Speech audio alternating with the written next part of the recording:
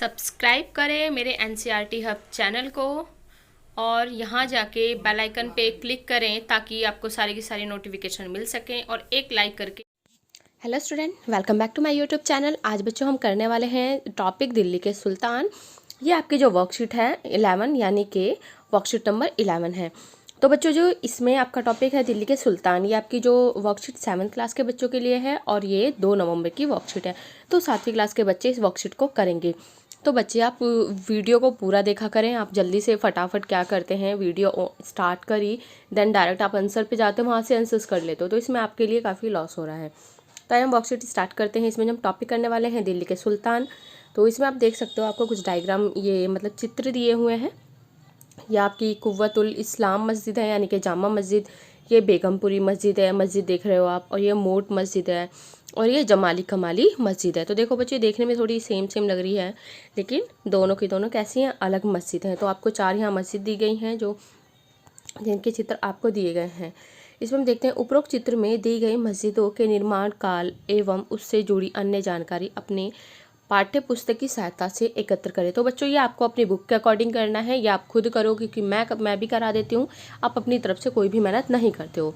तो आपको जो स्कूल से बुक मिली है वो बुक उठाइए, और इसमें यहाँ पे आपको क्या लिखना है, इससे जुड़ी जो जानकारी है, इन्फॉर्मेशन लिखनी है, और इसका निर्माण कब हुआ वो लिखना है। तो आप इसमें ज़रूर लिखें। आइए हम अब अपना जो ये है आपके आज का वर्कशीट का चैप्टर स्टार्ट करते हैं। दिल्ली के आरंभिक सुल्तान विशेषकर इल्तुतमिश सामंतों और जमींदारों के स्थान पर अपने विशेष गुलामों को सूबेदार नियुक्त करना अधिक पसंद करते थे।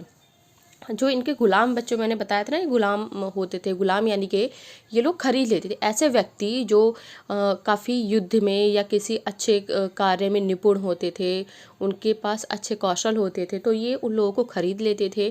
खरीदने के बाद वो जो पहले के सुल्तान थे वो सुल्तानों के गुलाम कहे जाते थे। यानी कि किसी व्यक्ति को हम खरीद के ले आए, वो क्या कहलाएगा, हमारा गुलाम हो गया। तो उन गुलामों को ये सूबेदार नियुक्त करना पसंद करते थे। इन गुलामों को फारसी में क्या बोलते हैं, बदंगा। गुलामों का एक दूसरा नाम भी है बदंगा। जैसे आपका स्कूल का और घर का नाम दूसरा होता है ना, ऐसे इनका नाम है गुलामों का जो फारसी में नाम इनका है बदंगा। तथा इन्हें सैनिक सेवा के लिए खरीदा जाता था। और किस लिए खरीदा जाता था, सैनिक सेवा के लिए। जो युद्ध में सैनिक उसमें कुशल होता था, तो उनके लिए इन्हें खरीद लेते थे। नेक्स्ट अब हम चलते हैं इधर। खिलजी तथा तुगलक शासक बदंगों का इस्तेमाल करते रहे और साथ ही अपने आश्रित निम्न वर्ग के लोगों को भी ऊंचे राजनीतिक पद पे बैठाते रहे। ऐसे लोगों को सेनापति और सूबेदार जैसे पद दिए जाते थे। तो देखो, जो गुलाम है और जो अपने आसपास के जो इनके मेन जो लोग थे, उनको 2 पद देते थे। कौन से, सेनापति और सूबेदार।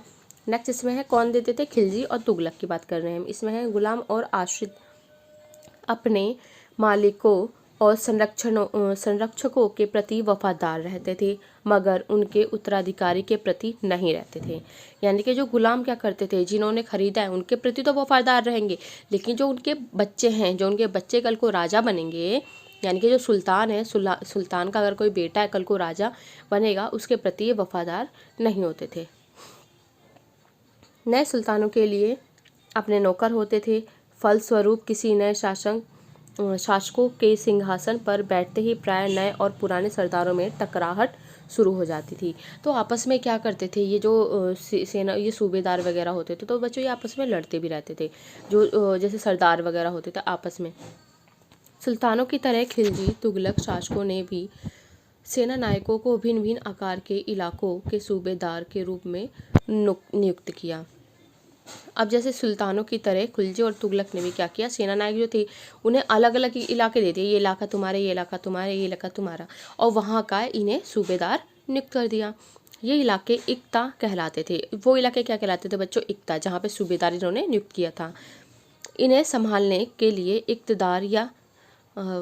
इन्हें संभालने वाले इक्तदार या मुक्ति कहलाते थे। क्लियर है। अब देखो इन्होंने क्या किया था, खिलजी और तुगलक ने भी वही चीज़ उठाई कि कुछ इलाके थे, मान लीजिए आपका सीमापुरी है, यमुना विहार है, और आपका भजनपुरा है, तो इस इलाकों को दे दिया इन्होंने। यहाँ पे यहाँ पे सेना नायक नियुक्त कर दिए। तो इसमें किसके रूप में नियुक्त कर देते हैं, सूबेदार के नियुक्त में। अब क्या है, जो आपका सीमापुरी, यमुना विहारी और आपका भजनपुरा, यहाँ से अब इन्हें क्या करेंगे, यहाँ से जो और ये इलाके क्या कहलाते थे, इक्ता कहलाते थे। और इसको जो संभालने वाले वो क्या कहलाएंगे, इक्तदार। क्लियर है, जो आपका हमने एरिया लिया है सीमापुरी, यमुना विहार, भजनपुरा, तो इनको संभालने वाले क्या कहलाएंगे, इक्तदार कहलाएंगे। नेक्स्ट आपका है मुक्ति का फर्ज था सैनिक अभियानों का नेतृत्व करना। अब इसमें मुक्ति की बात करते हैं। मुक्ति क्या करता था, सैनिक अभियानों का नेतृत्व करता था और अपने इक्तों में कानून और व्यवस्था बनाए रखना। अपनी सैनिक सेवाओं के बदले वेतन के रूप में मुक्ति अपने इलाकों से राजस्व की वसूली किया करते थे। तो इनको वेतन, जैसे कोई भी हम किसी को काम पे रखते हैं तो कुछ ना कुछ वेतन देते हैं, तो ये वेतन के रूप में क्या करते थे, वहाँ से राजस्व वसूली करते थे। जो यानी कि जो टैक्स वगैरह, कर वगैरह जो मिलता था वो वसूलते थे ये लोग। राजस्व से मिली रकम से ही वे अपने सैनिकों को तनख्वाह देते थे। तो आपको इसमें क्लियर हो गया, ये राजस्व यानी कि जो भी टैक्स वगैरह आता था उससे जो सैलरी दी जाती थी। जैसे अभी हमारे इंडिया में भी होता है, हमारे यहाँ के प्रधानमंत्री जो कर वगैरह उनके पास आता है वहीं से ही लोगों को जो होता है वेतन दिया जाता है, जो डेवलपमेंट के विकास के कार्य वो किए जाते हैं। मुक्ति लोगों पर काबू रखने का सबसे प्रभावी तरीका था कि उनका पद वंश परंपरागत से न चले। ये लोग जब पद देते थे मुक्तियों को, तो ये देते थे कि अगर ये मुक्ति है तो उनका बेटा मुक्ति नहीं बनेगा, परंपरागत नहीं चलने देते थे। और उन्हें कोई भी इक्ता थोड़े थोड़े समय के लिए मिले, और कोई भी इक्ता यानी कोई भी क्षेत्र जो था वो थोड़े थोड़े समय के लिए देते थे, जिसके बाद उसका स्थानांतरण कर दिया जाता था। उसके बाद उस क्षेत्र से उन्हें दूसरे क्षेत्र में भेज दिया जाता था, ताकि वो वहाँ पे अपना आधिपत्य न जमा लें, उस पर अपना कब्जा ना करें, और वो अपने कल आज खुद काम करें, कल को अपने बेटे को न लगा दें। तो ये चीज़ नहीं थी। मोहम्मद तुगलक के शासनकाल में नौकरी के कठोर नियमों का सख्ती से पालन किया जाता था। तो यहाँ पे इसमें ये मोहम्मद तुगलक के शासनकाल में क्या करते थे, नौकरी के जो नियम थे उनका बहुत अच्छे से पालन किया जाता था। नेक्स्ट आपका अलाउद्दीन खिलजी के शासनकाल में भू राजस्व के निर्धारण और वसूली के कार्य को राज्य अपने नियंत्रण में ले आया। अब क्या करते थे, इसके शासनकाल में जो इसका कार्य था अपने नियंत्रण में ये लोग ले आए। स्थानीय सामंतों से कर लगाने का अधिकार छीन लिया इन्होंने। अभी इनका अधिकार स्थानीय जो सामंत थे उनके में नहीं रह गया, अभी अपने अंडर में ले आए। स्वयं उन्हें कर देने के लिए बाध्य किया गया। उन्हें 3 तरह के कर देते थे, देखो, जैसे कृषि पर, जिसे खराज खाते थे, जो किसान की उपज का 50% होता था यानी कि 50%, और मवेशियों यानी कि जो जानवर वगैरह होते थे उन पे कर लगाते थे, और घरों पे कर लगाते थे। क्लियर है, कृषि पे कर लगाते थे यानी कि अगर किसी खेत में कोई फसल हुई है तो उसका जो लगभग 50% ये कर के रूप में ले लेते थे। और ये आपका फिर मवेशियों पे जो गाय भैंस ये हो गए, ये सारे घोड़े हो गए, उन पे लगाते थे, और घरों पे कर लगाते थे। क्लियर है, आपका इसमें इतना ही था। इसमें थोड़ा इस समझने वाला चैप्टर है आपका, आप इसे अगर बुक से रीड करोगे आपको और क्लियर होगा, क्योंकि इसमें आपको छोटे छोटे पार्ट्स में दिया गया है। आपके इसमें 2 क्वेश्चन है, फटाफट हम वो कंप्लीट कर लेते हैं ताकि वीडियो ज़्यादा बड़ी ना हो। फर्स्ट क्वेश्चन आपका यही है इसमें कि यदि आप सल्तनत काल में इक़्तिदार होते तो आपको कौन कौन से कार्य करने होते।